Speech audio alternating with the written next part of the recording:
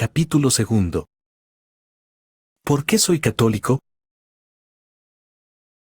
Nací en una familia católica practicante desde que me acuerdo, siempre he rezado antes y después de tomar los alimentos. En mi familia era ley siempre he rezado, al levantarme en la mañana y al acostarme en la noche. Nunca en mi familia hemos faltado a la misa del domingo. Desde los 4 años aprendí a conocer la Biblia sentado sobre las rodillas de mi abuelo, que me contaba las historias maravillosas de la creación, de Abraham, Isaac, Moisés, David, y especialmente las parábolas, los milagros, las principales enseñanzas de Jesús y el relato de su pasión, muerte y resurrección gloriosa. Nunca vi a un familiar mío borracho. En mi pueblo, Conversano, al sur de Italia, de unos 20.000 habitantes conocí a un solo borracho. Nunca vi a uno llevar pistola o cuchillo. Mi pueblo era y sigue siendo un pueblo católico de hueso colorado, aunque también allá últimamente ya empezaron a trabajar las sectas. Desde los 6 años empecé a ir a la doctrina cristiana todos los domingos. A los 12 años era aspirante en la Acción Católica y al mismo tiempo delegado de los niños de 6 años, unos 30, que se llamaban Flamas Blancas, el primer paso en la Acción Católica. A los 13 años entré al seminario y empecé a tener mi Biblia. Mi grande ilusión era llegar a aprendérmela toda de memoria, tanto me fascinaba. Logré aprenderme de memoria solamente unos capítulos de San Juan, del 13 al 17, mi libro preferido. Pero después me di cuenta de que se trataba de una tarea imposible y empecé a estudiarla con más detenimiento y la ayuda de algún buen comentario. A los 21 años entré en un instituto misionero, para poder dedicar toda mi vida a la enseñanza de la palabra de Dios en los lugares más necesitados. A los 29 años llegué a México y me entregué en cuerpo y alma a esta ardua tarea de la evangelización, la más bella aventura. Me siento plenamente satisfecho de mi trabajo aunque entre lágrimas, malentendidos e incomprensiones. Por todo esto, me siento sumamente ofendido y molesto, cuando alguien dice, la religión católica es mala, los católicos son borrachos, ladrones, peleoneros, los católicos no conocen la palabra de Dios. A los católicos les está prohibido estudiar la Biblia, y cosas por el estilo. A estas personas quisiera preguntarles, ¿conocen de veras la Iglesia Católica? ¿Conocen a los verdaderos católicos? Fíjense que en todas partes hay verdaderos católicos que conocen y viven su fe en profundidad, y tienen una vida honesta según las enseñanzas de Cristo. Y si no conocen la Iglesia Católica en sus enseñanzas y en sus mejores exponentes, ¿por qué hablan mal de ella? Juzgan sin conocer, y esto no es correcto. Es claramente ofensivo y severamente no responde a la enseñanza de Cristo. Cristo fundó una sola iglesia. Aparte de haber nacido en una familia católica y haber conocido a Cristo en la Iglesia Católica, tengo otras razones para permanecer fiel a la Iglesia Católica, después de un atento estudio de la Biblia. Antes que nada, es un hecho indiscutible que Jesús fundó una sola iglesia. El pasaje de San Mateo es muy claro al respecto. Tú eres Pedro, o sea piedra, y sobre esta piedra edificaré mi iglesia, Mateo 16,18.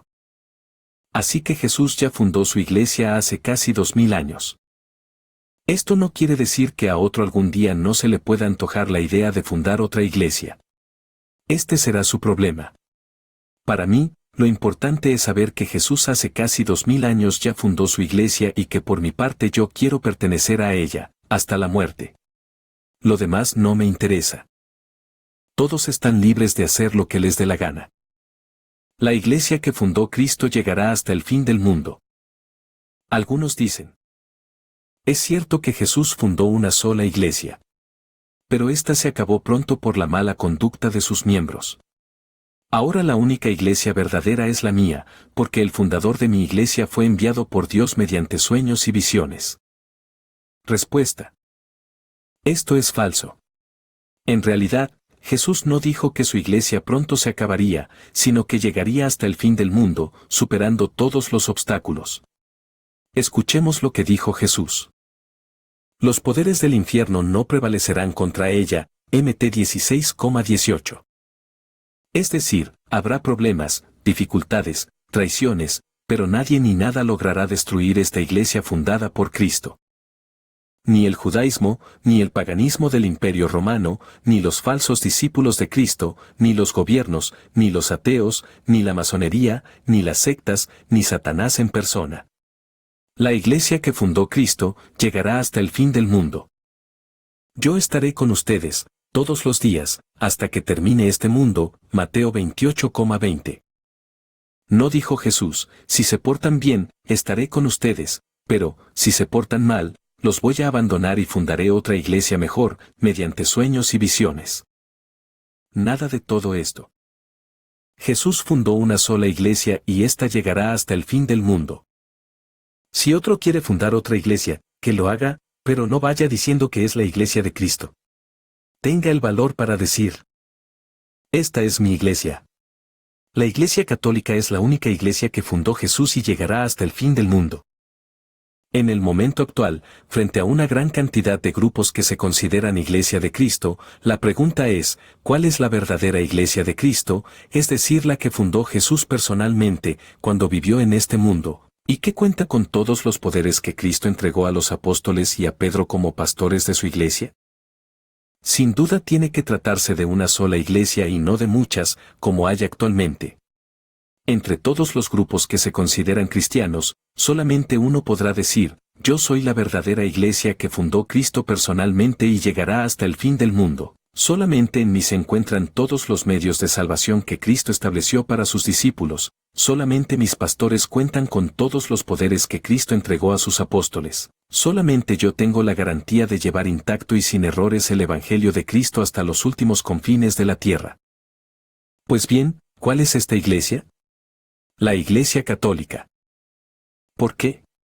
Porque es la única que arranca desde Jesús, la única que puede demostrar su antigüedad hasta llegar a los apóstoles y al mismo San Pedro, el jefe de ellos. Sobre este punto no existe ninguna duda.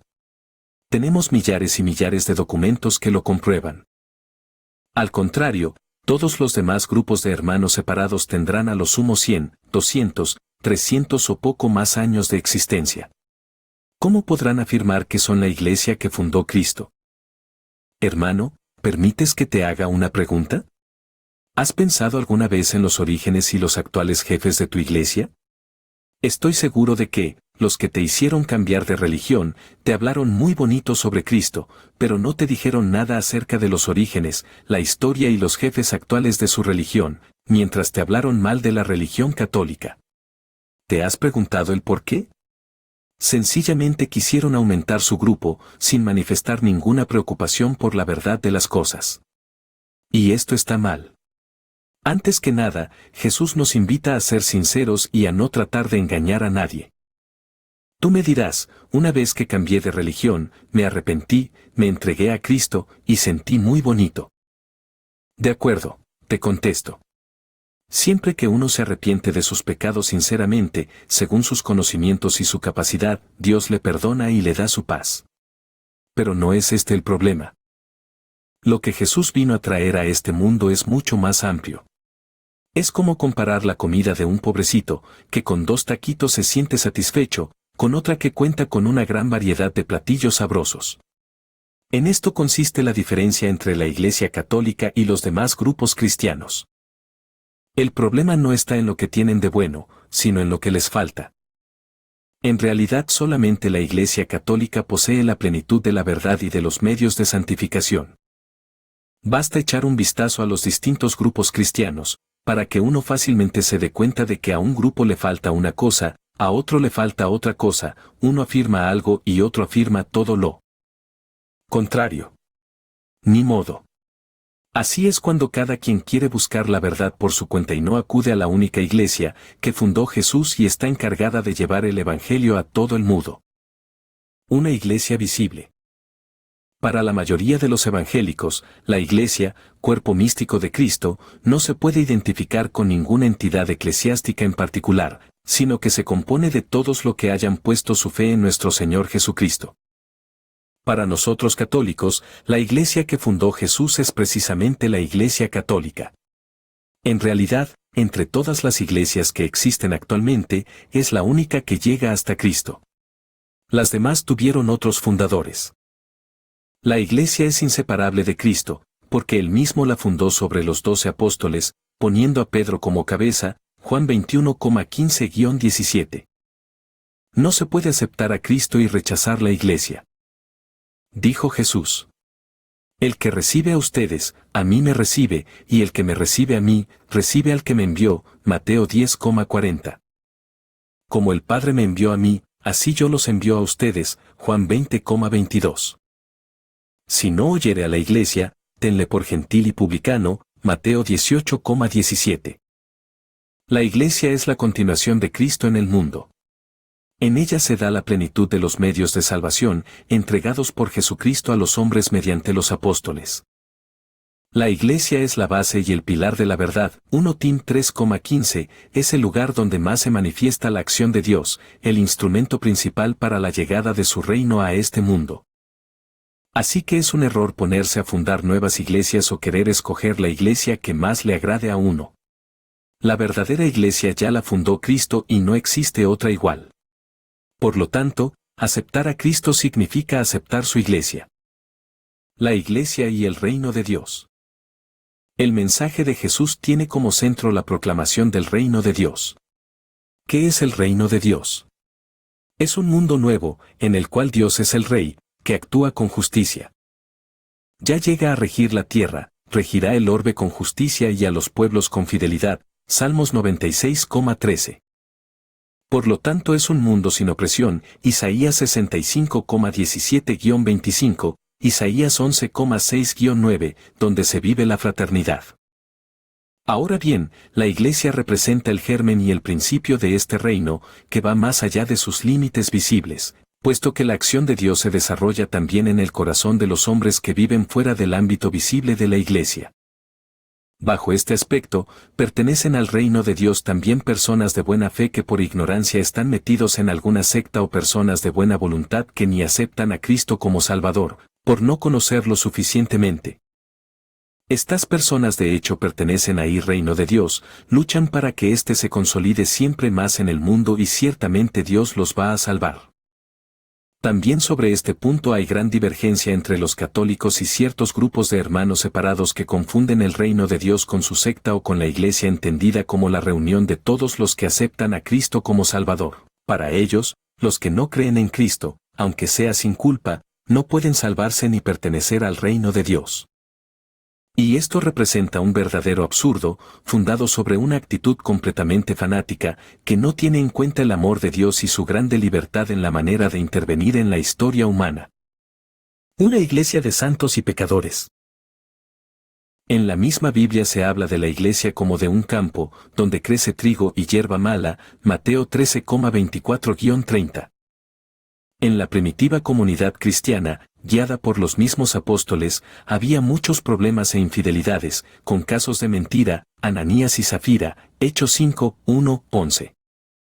De inmoralidad sexual, 1 Corintios 5, de inconformidades y chismes, por lo cual los apóstoles tuvieron que establecer los diáconos, Hechos 6, 1, 7, de envidias, 1 Corintios 3, 1, 4, etc. Entre los mismos apóstoles, ¿no hubo un Judas que traicionó a Jesús y llegó a ahorcarse por soberbia? ¿No hubo un Pedro que negó a Jesús por miedo y después se arrepintió, quedando como jefe al frente del grupo de los apóstoles y de todo el rebaño de Cristo? Juan 21,15-17. ¿Por qué, entonces, tenemos que extrañarnos, si en la iglesia de Cristo de ahora y de todos los tiempos encontramos buenos y malos, santos y pecadores, en todos los niveles? ¿Acaso en el antiguo pueblo de Dios hubo puros santos? El fariseo y el publicano. El pretender una iglesia de puros santos es una grave tentación que ha dado origen a muchas sectas que después se llenaron de pecado y llegaron a desintegrarse. En efecto, ¿dónde están ahora las innumerables sectas que se formaron durante el primer milenio de la iglesia? Todas desaparecieron. A este propósito es oportuno recordar la parábola del fariseo y el publicano, Lucas 18,9-14. Hay que desconfiar mucho de los que pretenden ser santos como el fariseo y desprecian la Iglesia católica, porque en su seno hay pecadores. Acordémonos de que el pecado más grave no es la borrachera o la prostitución, sino el orgullo, el sentirse bueno y despreciar a los demás. Y este fue el pecado de los fariseos, aferrados a su cumplimiento de la ley y cerrados a la verdad, por lo cual no reconocieron al Mesías. El ejemplo de la familia. Además, la iglesia es como una familia. Y como en cada familia, hay de todo, hermanos que se portan bien y hermanos que se portan mal. Hasta los mismos papas pueden tener defectos. Pues bien, ¿qué pensarías de un hermano que dijera, puesto que en mi hogar hay muchos problemas, me voy a vivir en la casa del vecino, donde hay pura paz y tranquilidad? Sin duda no estarías de acuerdo con su actuación. En efecto, en lugar de ayudar a resolver los problemas de su familia, con su decisión los aumentaría más. Y es lo que está pasando con muchos católicos. En lugar de ayudar a resolver los problemas que existen dentro de la iglesia, la abandonan y después hacen todo lo posible para seguir sacando a otros. Y esto está muy mal. Así que nunca se te ocurra a ti hacer algo parecido, y si ya lo hiciste por ignorancia, orgullo o malos consejos que te dieron, arrepiéntete de una vez y regresa a la única iglesia que fundó Cristo personalmente cuando vivió en este mundo y que nunca se acabará. Acuérdate. Cometer errores es humano, perseverar en ellos es diabólico. Confianza en Cristo. Maldito el hombre que confía en otro hombre, Jeremías 17,5, dice la Biblia. Yo, por mi parte, prefiero 1000 veces confiar en Cristo, que fundó la Iglesia Católica y le aseguró que iba a durar hasta el fin de los tiempos, que en otros hombres que fundaron otras iglesias. Según ellos, Jesús no tuvo el poder para cumplir con su promesa de que su iglesia duraría para siempre, hasta el último día. Mientras ellos sí que tienen este poder. Ellos se consideran más poderosos que Cristo, puesto que sus iglesias nunca van a desaparecer. Pobres ilusos. Pasarán los siglos, surgirán y desaparecerán las sectas, pero la Iglesia Católica, la única iglesia que fundó Jesús, seguirá siempre adelante, entre problemas, éxitos y fracasos, hasta el día en que Cristo regrese a juzgar a los vivos y a los muertos. Por lo menos, esta es mi fe inquebrantable en Cristo y en la iglesia que Él fundó y a la cual me siento orgulloso de pertenecer. Diálogo entre un católico y un testigo de Jehová sobre la verdadera iglesia de Cristo. Desde el justo Abel. Testigo de Jehová. Nosotros, los testigos de Jehová, somos mucho más antiguos que ustedes los católicos, porque nuestra organización existe desde el justo Abel. En realidad, la Biblia afirma que Abel fue justo y testigo, Hebreos 11:4. Católico. Una cosa es afirmar que Abel fue justo y testigo y otra cosa es afirmar que perteneció a la organización de los testigos de Jehová. En realidad, se demuestra históricamente que la organización de los testigos de Jehová empezó en el siglo pasado, el año 1874, con Shri Jin. Al principio se llamaban estudiantes de la Biblia o ruselistas. Solamente en el año de 1931 se empezaron a llamar testigos de Jehová. Si Abel perteneció a la organización de los testigos de Jehová, entonces ¿quién fundó esta organización? Testigo de Jehová. La organización de los testigos de Jehová fue fundada por Jehová personalmente cuando empezó el mundo. Católico. ¿Tienes alguna otra cita bíblica que comprueba esto? Testigo de Jehová. Católico. ¿Y cuando Abel fue asesinado, quién quedó al frente de esta organización? ¿Acaso fue Caín? Testigo de Jehová. Católico. ¿Viste que te tomaron el pelo tus jefes, al decirte que la organización de los testigos de Jehová empezó desde la creación del mundo? Profeta Isaías. Testigo de Jehová. De todos modos, desde antes de Cristo ya existía nuestra organización. Mira lo que está escrito en Isaías, capítulo 43, versículo 10, ustedes son mis testigos. Católico.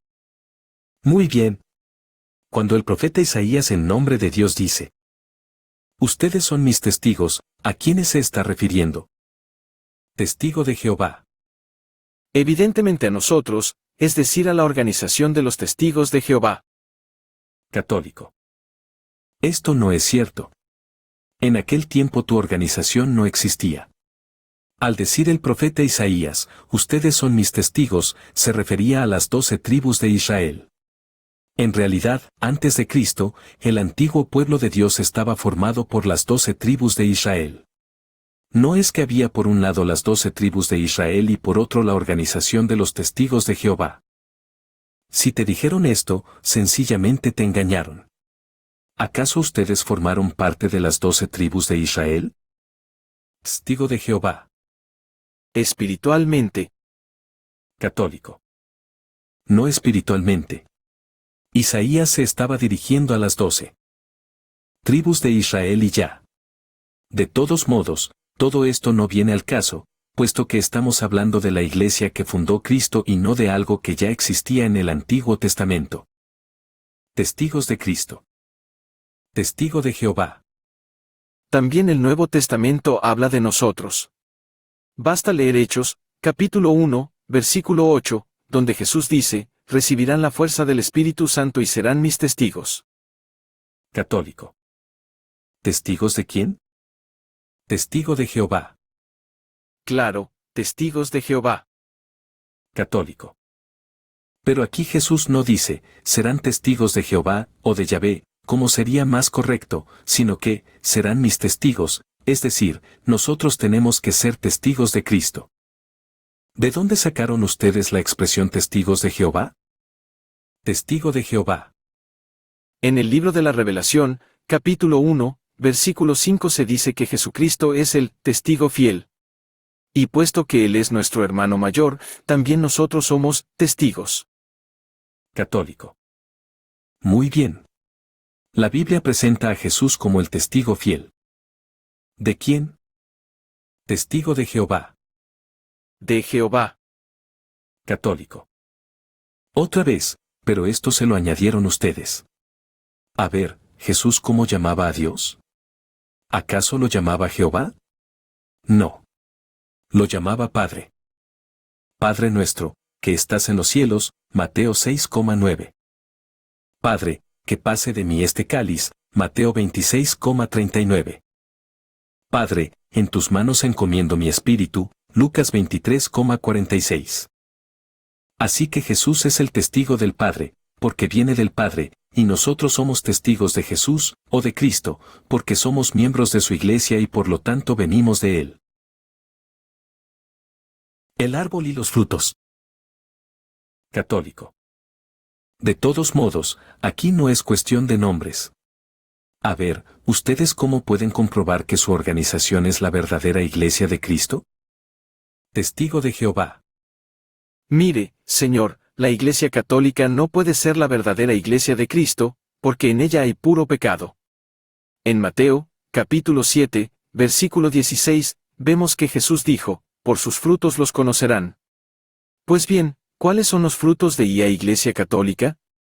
Basta leer Gálatas, capítulo 5, del versículo 19 al 21, para tener idea de lo que son los católicos.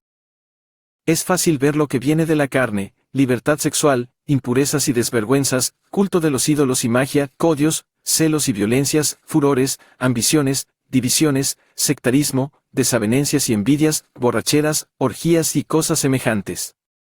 Les vuelvo a declarar lo que ya les he dicho: los que hacen de estas cosas no heredarán el reino de Dios. Gálatas 5,19-21. Católico. Aquí sencillamente se presenta una lista de los pecados y nada más.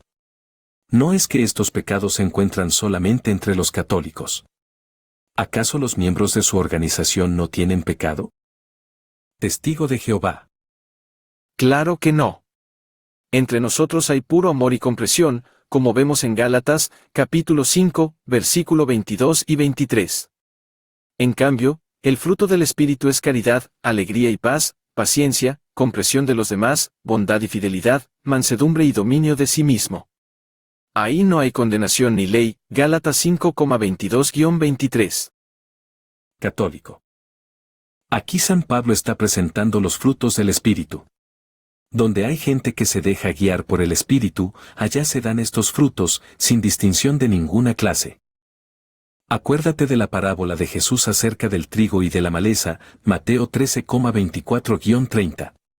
Dios siembra trigo, el malo siembra la maleza. Al final se hará la división. Testigo de Jehová asterisco.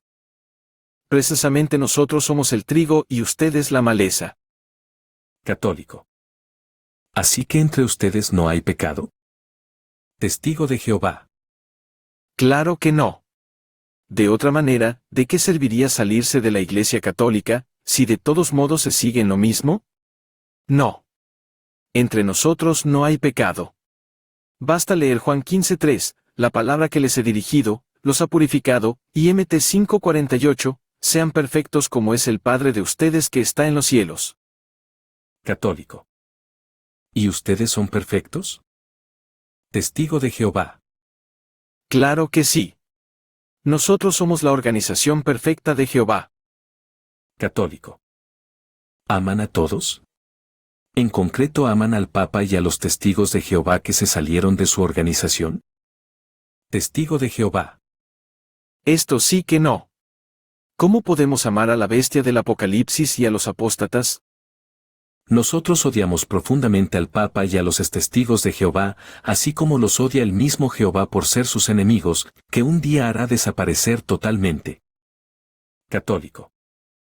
No cabe duda que ustedes, testigos de Jehová, andan muy mal. Lean Mateo 5,38-48 y verán que Dios ama a todos, buenos y malos, y que nosotros tenemos que hacer lo mismo, orando hasta en favor de los que nos persiguen. Es que ustedes toman una cita bíblica aisladamente y la interpretan a su modo. Cuando la Biblia dice, la palabra que les he dirigido les ha purificado o sean perfectos, como es perfecto el Padre de ustedes que está en los cielos, lo que quiere enseñar es que la palabra de Dios nos ayuda a superarnos tratando de imitar al Padre Celestial. No quiere decir que basta con leer la Biblia para quedar purificados para siempre. Para convencerse más, lean la primera carta de San Juan, capítulo 1, versículo 8, si decimos que no tenemos pecado, somos unos mentirosos. ¿En el mismo Padre nuestro que nos enseñó a decir Jesús? Perdona nuestras ofensas, como también nosotros perdonamos a los que nos ofenden, Mateo 612. Así que por favor, no sigan diciendo que ustedes no tienen ningún pecado. Se trata de una actitud totalmente contraria a la enseñanza de Cristo. ¿Recuerdan la parábola del fariseo y el publicano, Lucas 18,9? Por favor, dejen la actitud del fariseo y empiecen a ser humildes como el publicano. Solamente así podrán reconocer la verdad, solamente así podrán descubrir en la Iglesia Católica, no obstante todos sus defectos, aquella única Iglesia que fundó Cristo y que durará hasta el fin del mundo. Mateo 16,18. Mateo 28,20. Testigo de Jehová. Todo esto me ha dejado algo pensativo. Puedes estar seguro que lo voy a meditar seriamente. Ojalá que pronto nos podamos volver a encontrar para seguir dialogando. Católico. Es lo que espero. Hasta pronto.